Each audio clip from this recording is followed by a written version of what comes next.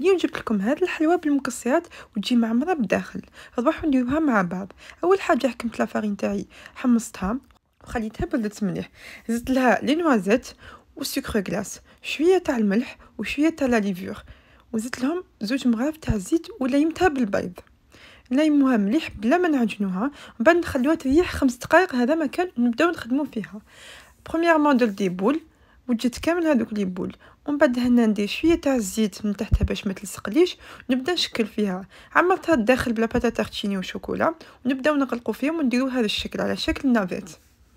بعدها نكونوا سخنا الفور على 150 درجه، نشكلهم كامل نحطوهم في المول يكون فيه البابي كويسون وندخلوهم الفور. هنا في الفور تخلوهم من 10 حتى 15 دقيقه غير باش تنشف لكم هذيك لاباط، وهكذا يكونوا واجدين. ومن بعد ذوبت الشوكولا بلون وبديت نطلي فيهم بالشوكولا بلون، وزينتهم بالشوكولا نوار مع شويه تاع الزيكزاك، ويجي فريمون بريزونطابل بزاف بنين.